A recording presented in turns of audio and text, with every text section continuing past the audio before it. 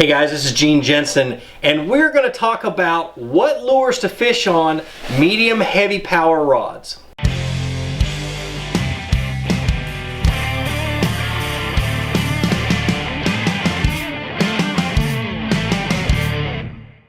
Alright, so the rods we're going to talk about are the extra fast action medium heavies and the moderate action medium heavies. We're going to go over the extra fast action first.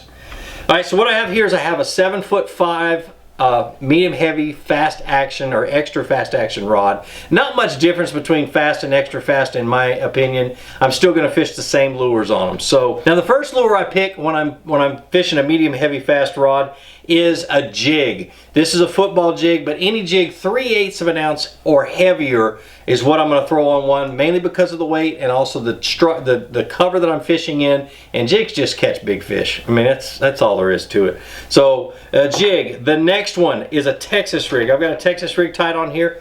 3/8 again, 3/8 and up. I'm going to throw.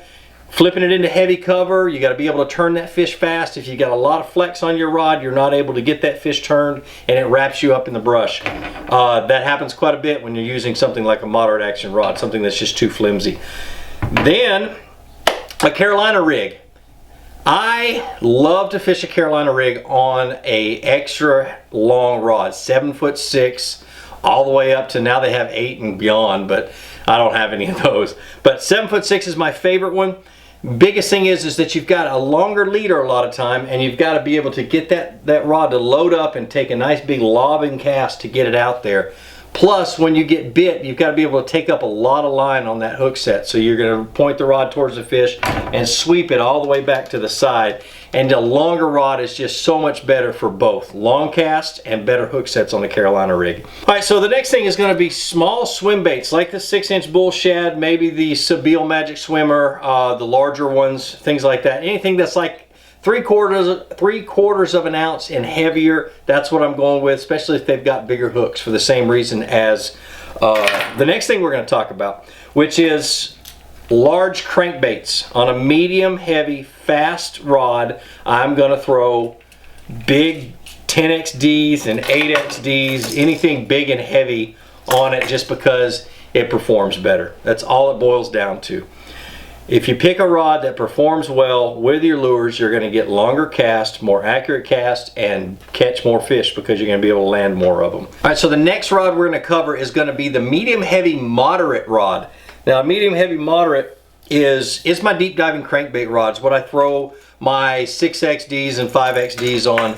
You have a real long, it's got a real long rod with a lot of bend. You know, you guys can't see the top of this, but it's going to bend halfway down the blank and then hit the backbone.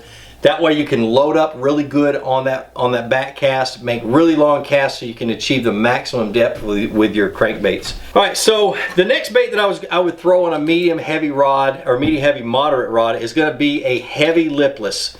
Just like a crankbait, you got to have a lot to load up, and you've got to be able to set the hook, and also you don't want a stiff rod, because when that fish fights and that rod goes to straight really fast and the line gets slack, you'll tend to lose a whole lot of fish. They'll throw these pretty easily. All right, so the last crankbait would be a large square bill, not the small little 1.0 crank, KVD crankbaits or things like that, but something like this big RC 3.5 from Lucky Craft.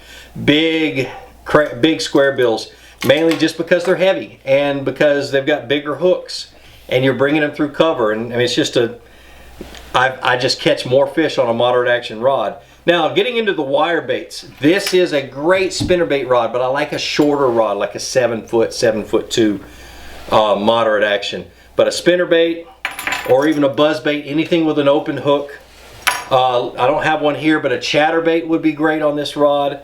Then a paddle tail on a jig head. You got a hook coming out here, it's an open hook, same sort of deal. You just get better hookups, and you're able to get the fish to the boat a whole lot easier when you have a little bit more flex in your rod.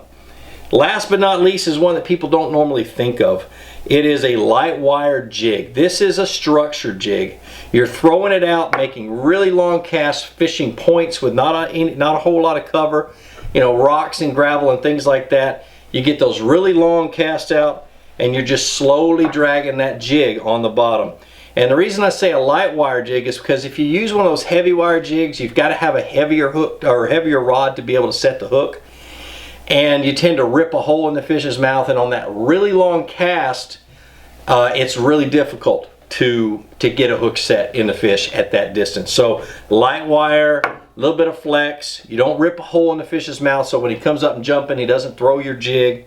Just there's a lot of advantages to throwing a light wire jig on a medium moderate action rod.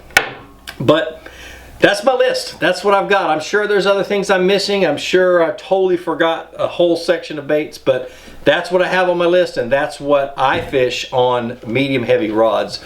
Well, be sure to subscribe to my channel. Be sure to check out my other channel, Flukemaster Reviews. But like I always say, be sure to introduce somebody to fishing. Introduce them to my channel. Let me help you teach them how to fish. More importantly, get out on the water, go out and catch some fish, and have a great day.